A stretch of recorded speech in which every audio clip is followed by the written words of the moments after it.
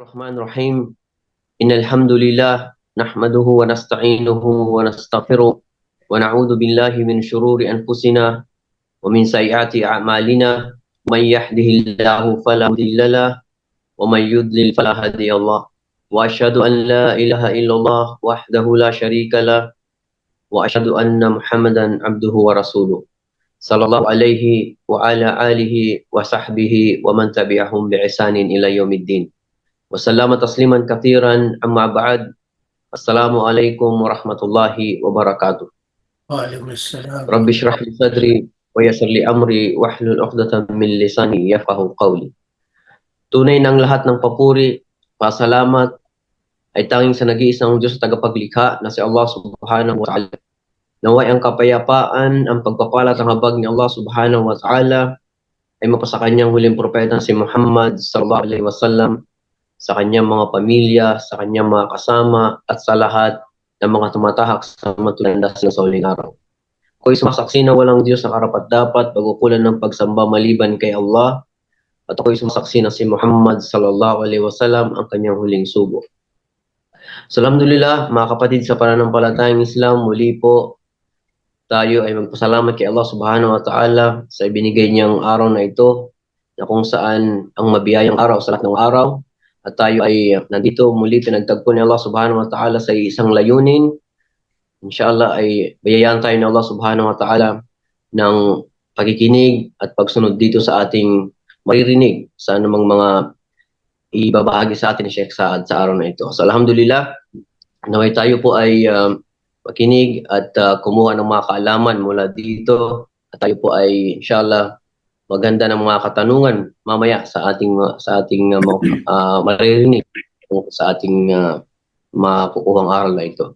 So subhanakallahumma, inshallah Ustad, maaari niyo na pong umpisahan ng naihandang topic sa araw na ito. Bismillahirrahmanirrahim. Alhamdulillah Rabbil Alamin, wassalatu wassalamu ala Rasulillah wa ala alihi wa sahbihi ajma'in wa ba'd. يقول الله تبارك وتعالى في الكتاب المنزل بعد أعوذ بالله من الشيطان الرجيم بسم الله الرحمن الرحيم وما الحياة الدنيا إلا متاع الغرور. Una-unaho, lubos tayong nagpapasalamat sa dakilang lumikha ang Allah subhanahu wa ta'ala sa mga biyaya na kanyang ipinagkakalupo sa atin. Lalong-lalo na ang ating pong pagiging isang mananampalataya o isang sumusunod, sumusuko, tumatalima sa kagustuhan ng Allah subhanahu wa ta'ala. Paniwalaan po natin na ito yung pinakadakila, pinakahigit sa lahat ng mga biyaya ng Allah subhanahu wa ta'ala. Sabihin po natin yung katotohanan na kahit na tayo kabilang sa pinakamahirap na tao, yung bang pinakapulubi, kumbaga sa paningin ay napakababang tao sa ating paningin. Pero kung tayo ay may iman, pananampalataya sa Allah subhanahu wa ta'ala, ay tayo pa rin ay isa sa pinakadakila, marangal sa paningin ng Allah subhanahu wa ta'ala. Dahil mayroon tayong iman, mayroon tayong pananampalataya sa Allah subhanahu wa ta'ala. Sa kabilang buhay, may isang talata na mismo na nagpapatunay na kapag tayo mayroong tunay na iman, tunay na pangamba kay Allah subhanahu wa ta'ala, ay masasabi na tayo ang pinakamarangal sa paningin ng Allah subhanahu wa ta'ala. Tulad po ng isang talata na sinabi mismo ng Allah subhanahu wa ta'ala sa banal na Quran. Ang sabi po niya, Bismillahirrahmanirrahim, Inna akramakum indallahi atqakum. Ang pinakamarangal sa paningin ng Allah subhanahu wa ta'ala sa kabilang buhay, pagdating natin po doon, ay yaong mga taong nagkaroon ng pinakamataas ng iman, pinakamataas ng takwa, pinakamataas na pangamba sa Allah subhanahu wa ta'ala. Kumbaga, halimbawa, dumating ang isang pinaka-pulubi sa kabilang buhay. Sa mundo, pinaka-pulubi. Pero dumating sa kabilang buhay ay meron siyang iman, takwa, paniniwala sa Allah subhanahu wa ta'ala. Tapos meron ding isang dumating na sabihin na isang bilyonaryong tao, kinikilala, tinitingala, pero pagdating sa kabilang buhay, wala siyang iman, wala siyang pananampalataya sa Allah subhanahu wa ta'ala. Kaya malinaw na hindi siya kabilang sa, kumbaga, marangal sa paningin ng Allah subhanahu wa ta'ala. Kumbaga, hindi siya kabilang sa minamahal ng Allah subhanahu wa ta'ala. Dahil wala sa kanya yung isang bagay na pinakamainam na inahanap sa isang tao po, mga kapatid namin sa pananampalatayang Islam. Kaya ating pong iniling sa Allah subhanahu wa ta'ala na maging manatili po tayo, maging matatag po tayo sa pananampalataya sa Allah subhanahu wa ta'ala. At hiniling natin palagi sa Allah subhanahu wa ta'ala na tayo ay bawian ng buhay sa panahon na tayo tunay na sumusunod, sumusuko, tumatalima sa kagustuhan ng Allah subhanahu wa ta'ala. Isa rin yan sa talata na lagi po natin nababasa sa banal na Quran na ang gusto ng Allah subhanahu wa ta'ala ay mamuhay tayo sa mundo. Sabihin po natin na maikli man o mahabang buhay dahil si Allah pa rin na nakakaalam kung sino ang magtatagal sa mundo, sino ang hahabang kanyang edad, sino ang habang kanyang buhay, sino ang magiging maikli ang kanyang buhay. Si Allah pa rin nakakaalam. Pero malinaw pa rin na ang gusto ng Allah subhanahu wa ta'ala ay bawian tayo ng buhay sa panahon na tayo may pananampalataya sa Kanya, sumusunod sa Kanya, sumusukod sa Kanya. Kaya ang sabi po ng Allah subhanahu wa ta'ala sa banal na Quran, Bismillahirrahmanirrahim, wala tamutunna illa wa antum muslimun. Napakalinaw po.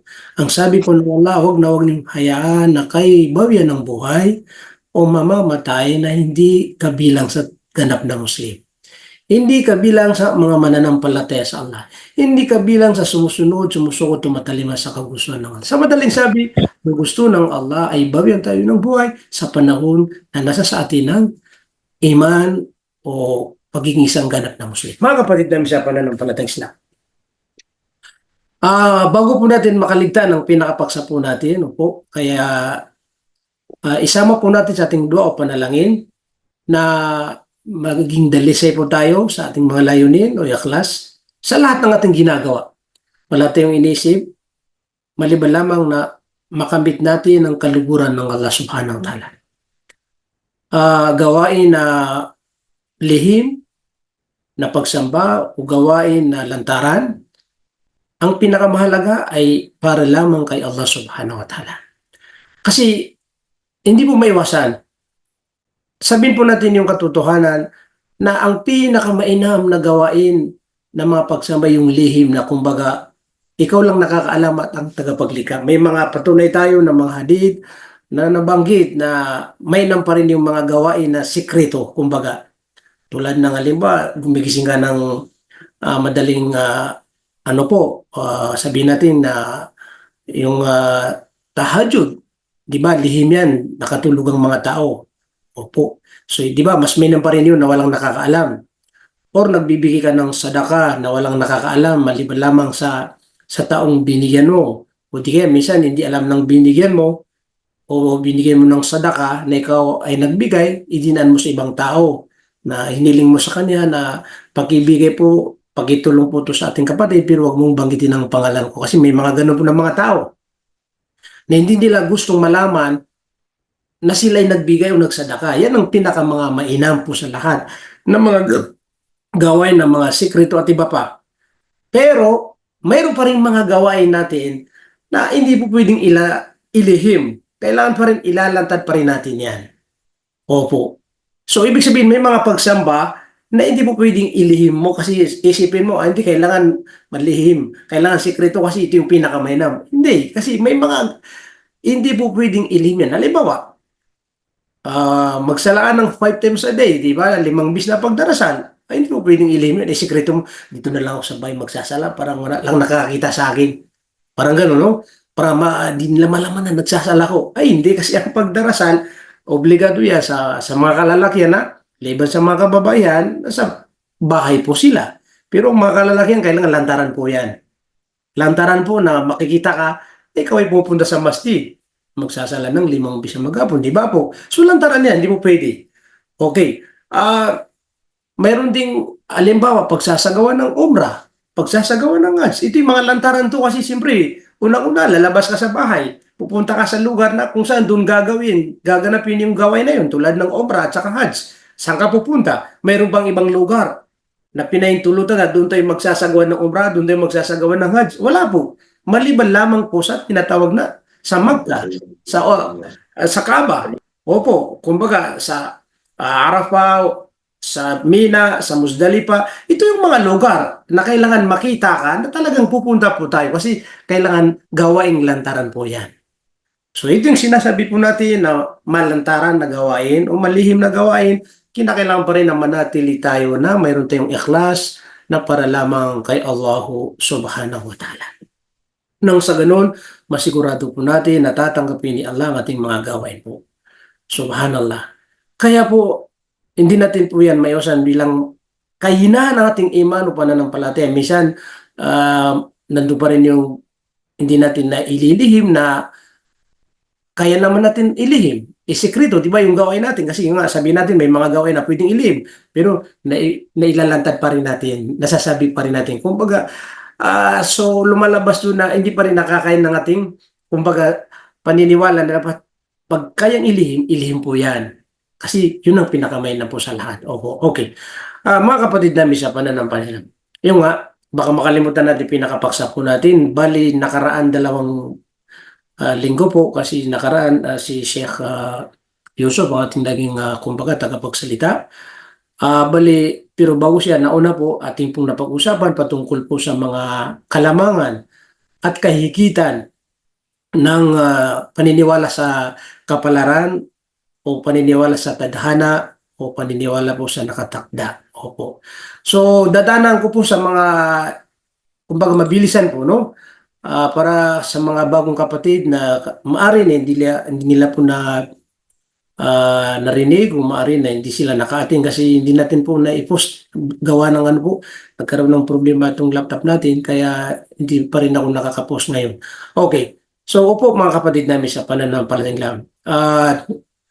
Kakayanin po natin, inshallah, sisikapin po natin na patapos natin itong paksa. Walang magiging part 3 yata kasi ito parang part 2 yata. Kumbaga sa episode 2 po ito. Okay, bali, doon tayo huminto sa mga kahigitan.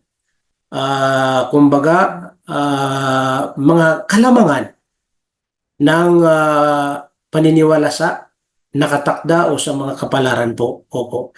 So, bago natin ipagpatuloy, daanan din ang saglit, alimbawa, opo, ang mga eskula sila po yung nagsasabi na ang paniniwala sa kapalaran o mga tadhana ay nabubuo po sa 4 na uri. Isa rin po doon yung nabanggit nila na kung saan yung paniniwala sa kapalaran sa pamamagitan ng kaalaman. Opo. So, ang ibig sabihin po, mabuti man o masama o impyerno yung tao, maparaiso, opo, o bibigyan siya ng gantimpala o bibigyan siya ng kaparusaan, opo, walang niisa sa atin na nakakaalam maliban lamang kay Allah subhanahu wa ta'ala. So, may mga nakatakda kung ano yung mga magagawa na mabuti at masama. Opo, may mga tao na sumusunod, may mga tao na sumusuway, pasaway. Pero si Allah pa rin ang nakakaalam kung sino po sa kanila. Kasi wala ni isa sa atin na may kukunting kaalaman na ipinagkaloob ni Allah subhanahu wa ta'ala. Maliban lamang sa ibinibigay niya na pahintulot po. Kumbaga, yung sasabihin natin, yung kakayaan po natin, yung kalakasan po natin, yung kapangyarihan po natin, kaya nagkaroon tayo ng ganitong kaalaman, hindi po totoo yun. Ipinagkaloob pa rin ni Allah subhanahu wa ta'ala. Halamal insana ma lam ya'lam. 'allama al-insan, ang nagbibigay ng kaalaman sa tao, na samantala ang tao ay siya ay mangmang at walang kaalaman maliban lamang kay Allah Subhanahu wa Ta'ala. 'Allama al-insana ma lam ya'lam. Siya la pa rin nagbibigay ng kaalaman sa tao. Kumbaga, kung nagkaroon tayo ng anumang kaalaman tungkol sa mundong ito, tungkol sa kabilang buhay, lahat po yan ay mula sa Allah Subhanahu wa Ta'ala. Kasi siya lang ang nagbibigay ng kaalaman sa hindi niya nalalaman po. Okay. Isa rin po yun ang nabagit ng mga skula. Pangalawa, yung paniniwala sa itinakda na kung saan, kumbaga, doon mismo sa Lauh Mahfuz, kung anong mga nakasulat doon, sabi nga ng mga scholar, na ang Lauh Mahfuz doon po nakasulat ang lahat. No? Kung ano man ang mangyayari at magaganap, ay meron ding, kumbaga, nakasulat. Ibig sabihin, yun pa rin na isa rin sa nakatakda. Pero wala pa rin nakakalam malibang kay Allah Subhanahu wa Ta'ala. At siyempre, kasama doon sa pangatlo na paniniwala sa itinakda ng Allah Subhanahu wa Ta'ala na kung saan nung nandun pa tayo sa sinapupunan ng mga nanay po natin. Tulad po ng sinabi sa hadith na yung apat na salita na ito ay kumbaga naisulat na, no? Halimbawa, risk, ibig sabihin yung kabuhayan ng isang tao, yung ajal, yung kanyang buhay, kumbaga sila pa rin nakakaalam, matagal o hindi magtatagal, at yung gawain ng isang tao, magagawa niya mabuti yung masama, mayroon ding nakatakda po yan. At kasama din sa nakasulat na pang-apat ay nakasulat din kung ikaw ay syaqiyun o sa'idun, ibig sabihin ikaw ba ay mapupunta sa impyerno o ikaw ba ay mapupunta sa paraiso. Siya pa rin ang nakakalam. Pero gumagawa pa rin tayo ng paraan na kung saan magsisikap para malugod pa rin sa atin si Allah at maging karapat dapat po tayo sa kanyang awat habag na kung saan makapasok sa paraiso. Hindi po pwede yung, hindi, baka nakatakda pala, impyerno ako, kaya hindi na. Hindi. Siya lang po rin nakakaalam po dyan. Kaya mayroon tinatag na awat habag na kailangan mayroon tayong hangarin po dyan na bawat isa ay hindi mawawala ng pag-asa. Wala tayong karapat dapat na mag-isip na para bang yung susuko na tayo kasi parang walang pag-asa. Hindi. Ang mananampalataya sa Allah Subhanahu wa Ta'ala kailanman hindi siya nawawala ng pag-asa. La taqnatu min rahmatillah. Huwag kayong mawala ng pag-asa sa awa at habag ni Allah. Ang nawawala ng pag-asa ay yaong mga hindi mananampalataya. Ibig sabihin, yung hindi maniniwala kay Allah, yun, nawala ng pag-asa yan. Pero kung ikaw ay isa kang ganap na naniniwala kay Allah, hindi ka mawala ng pag-asa. Okay. So, pang-apat na sinabi po ng mga scholar ay yung paniniwala sa itinakda ni Allah Subhanahu wa Ta'ala sa mga mangyayari sa bawat isa sa atin sa pamamagitan ng mga orasan. Opo. Kahit anong uri, klase po na mangyayari sa bawat tao yan na magaganap sa kanya, nakatagda pa rin yan kung anong oras yan. Halaw na alas 2, alas 3, alas 5, katulad ngayon, nakatagda pa rin, alhamdulillah, ganitong oras, 1:57, ay makikinig po tayo at tayo rin ay magbabahagi.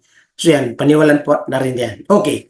So, nakapagbanggit din tayo ng ilan doon sa mga, ano ba ang kalamangan o kahigitan kapag nagkaroon tayo ng ganap na paniniwala sa mga nakatagda. Kung matatandi niyo po, nakabanggit ako ng mga 5 yata. Isa sa nabanggit ko rin ay yung makakamit mo yung kaluguran ni Allah kapag ikaw ay naniniwala sa mga nakatagda. Opo. Makakamit mo yung tinatawag na kapatawaran ng Allah Subhanahu wa Ta'ala. Makakamit po pa rin yung tinatawag na bibigyan ka ng Allah ng malaking gantimpala kapag ikaw ay naniniwala sa mga nakatagda. Opo. Nakabanggit pa rin tayo ng pag ikaw ay naniniwala sa nakatagda ay kahit na pulubi ka para kang feel mo ay sakang mayaman din. Kasi siyempre, hindi ka namumroblema. Kumbaga, kuntito ka sa buhay mo. Kahit na sabihin na ikaw isang billionaire, pero araw-araw hindi ka pa rin kontento sa buhay mo, so paano ka masasabi na mayaman? Samantala, lagi kang may problema, di ba? Pero kung ikaw ay naniniwala sa nakatakda, tinatanggap mo yun, na yun ang programa ng Allah sa'yo, yun ang itinakda ni Allah sa'yo, kaya alhamdulillah. Ibig sabihin, nawawala ka ng problema dahil tinatanggap mo kung ano yung mayroon na dumadating sa atin na ito ay mula sa tunay na Diyos ang Allah subhanahu wa ta'ala. Opo, nakabanggit din tayo na kung saan pag ang isang tao ay naniniwala sa mga nakatakda ni Allah ay nawawala sa kanya yung masyadong yung bang dalawa yun, malungkot at masaya. Opo. So hindi ka pwedeng magpakasaya kung mayroon kang mga nakakamit na nakatakda at huwag kang masyadong nagpa-apekto po na para bang nagpapakita ka na talagang malungkot ka kasi yung mga nangyayari sa iyo. Hindi. Magpapakita ka pa rin kay Allah na kahit na siyempre sa sobrang problema na dumating sa atin, pero iniisip natin na ito'y nakatagda sa atin, kaya nababawasan yung kalungkutan. At ganun, hindi pwedeng magyabang dahil meron tayong nakamit na kung ano man ang nakatakda sa atin. Dahil hindi po pwede yan. So, ibig sabihin, magiging normal po tayo. Yan po mga ilan na nabangitan sa mga nakaraan. Opo. So, bali itong oras na mga, sabihin natin mga 20 minutes kasi kapag ibang nagamit ko po na link, hindi po yata abot ng isang oras. Parang namamatay po yan. Hindi katulad yung dati, kung ano po link, totally yan, unlimited po yun. So dahil itong nabuksan ko po, dahil hindi ko kanina makakabukas, parang limitado ito. Makita po natin, magbibigay siya ng signal. Opo. Okay. At ngayon po, magbabanggit tayo ng ilan din sa mga hindi natin nabanggit. Na kung saan ito'y resulta, ito'y kahigitan at ito'y kalamangan kapag tayo ay naniniwala sa nakatakda. Tandaan niyo po kasi minsan may mga nakikita po natin, naririnig po natin na mga nagsasalita. Pero kung papakinggan niyo po, hindi sila mga Muslim. Hindi sila naniniwala kay Allah. Tulad ng sinasabi ng iba dyan, hindi. Ang kapalaran ng tao, siya pa rin sabi niya ang gagawa. Allahu Akbar. Ikaw pa rin ang gagawa. Wala ni isang tao na hindi niya gusto ay puro mabuti, di ba? Pero bakit may mga dumadating na hindi mabuti? Kasi kung yung nga, wala tayong kakayahan, wala tayong lakas, at wala tayong kapangyarihan. Maliban lamang sa pahintulot ng Allah subhanahu wa ta'ala. Kaya maging si Propeta Muhammad sallallahu alaihi wasallam mismo sa banal na Quran, ano kung sabi ng Allah subhanahu wa ta'ala, na kung saan para malaman ng propeta, na kung saan sabi ng Allah subhanahu wa ta'ala sa bin Muhammad, na kung saan la amliku li nafsi naf'aw wala darra illa ma sha Allah. Sabihin mo Muhammad sa mga tao, inutos na si propeta na sabihin sa atin. Anong sasabihin ni propeta? La amliku li nafsi. Wala kong taglay na kakayahan o kapangyarihan sa aking sarili na mabigyan ko ang aking sarili ng naf'a, ibig sabihin yung pakinabang na mabuti, yung kagandahan, opo, na mga magiging resulta sa akin. So ibig sabihin, mismo ang propeta nagsabi na wala siyang kakayahan at kapangyarihan na mabigyan niya ang kanyang sarili. Opo. Ngayon, ikaw magsasabi, hindi. Yung kapalaran ng tao, siya pa rin ang gagawa. Bakit ang ngayon marami pang mahirap?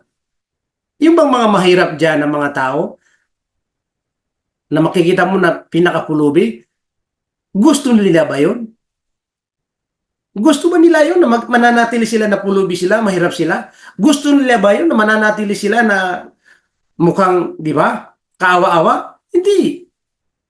Normal, adat ng tao na gusto niya lagi maganda lahat, di ba? Kaya ito yung sinabi ng Allah sa Quran, sabi ng Muhammad, la amliku li nafsi naf'a. Sarili niya mismo. Wala darra. At hindi, wala kong taglay na kapangyarihan na kumbaga madidipin sa ang aking sarili sa mga darating sa akin na mga mabubuti. Opo, ayan, nagsignal yata. Tama, sabi ko 10 minutes natitira. Okay. I-shortcut natin kasi 10 minutes po pala ma-off ito. Okay, 10 minutes, bali 2, ito tayo sa 2, 11 o Mga 10. Opo. So, ibig sabihin mga kapatid namin sa pananampalataya, malinaw po yan na siya na pa rin ang may hawak ng lahat. Opo, siya pa rin ang nagtatakda ng lahat. Siya pa rin ang nagpapahilong ng lahat. Kaya sa atin bilang Muslim, doon tayo. Sa paniniwala na naniniwala tayo sa lahat ng mga itinakda ni Allah subhanahu wa ta'ala, siya pa rin ang kumbaga, nagbibigay ng lahat. Huwag tayong maniwala doon sa siya daw ang gagawa sa kanyang mga nakatakda. Subhanallah. Kabaliktaran po yun. Kaya kapag nagkaroon tayo ng gano'n na paniniwala, ibig sabihin, hindi tayo ganap na Muslim. Kasi kaya meron tayong 6 na paniniwala dahil siyempre nandun yung pang-anim. Ganap na maniwala sa wabil qadri khairihi wa syarrihi min Allah Ta'ala. Mabuti man o masama na dumadating sa atin. Tanggapin natin na ito yung mula sa Allah subhanahu wa ta'ala. Ito yung qadr natin tinakda ni Allah subhanahu wa ta'ala. Okay. Kabilang po doon, ang paniniwala sa nakatagda, nakalamangan, ay magkakaroon tayo ng asyuja'a. Yung bang magiging matapat tayo, matapang, syuja'a. Opo, bakit yung naging matapang? Kasi hindi tayo natatakot. Bakit? Dahil siyempre, inisip natin na ito ay kader sa akin, ito yung nakatagda sa akin. Kung ano man ang halimbawa, may mga plano ka na sa buhay mo, gagawin mo to. Okay, at least gawin ko ang lahat, yung makakayanan ko. So, dahil hindi ka natatakos kasi matapang ka, dahil inisip mo, siya lang pa rin ang magbibigay ng lahat. Kung nakatagda yan, mayroon ako, magkakaroon ako yan. Kung wala akong magagawa. At ang mahalaga, ginawa ko ang lahat. Yun, ibig sabihin, nagkakaroon ng isang tao na matapang po siya na hindi sa ibig sabihin ay nagyayabang. Hindi, kasi dahil sa tanggap niya kung ano man ang nakatagda po sa kanya yun. Yun. Opo. Pag hindi ka naniniwala sa nakatagda, nandun pa rin yung natatakot ka. Baka hindi ako matanggap, baka hindi nila kukunin, baka itong mangyari kasi hindi mo tanggap yung nakatagda. Pero kapag ang tao tanggap niya ang mga nakatagda, matapang po siya. Malakas ang loob niya kasi siya lang pa rin ang pinaniniwala niya sa lahat ng mga mangyari. Ito man ay mabuti o masama, mahirap, madali, siya lang pa rin. Subhanallah. Okay. Pang-pito, kasi nakalima ko yata, pang-pito po, ikaw ay hindi ka magkakaroon ng yung adamul khawf.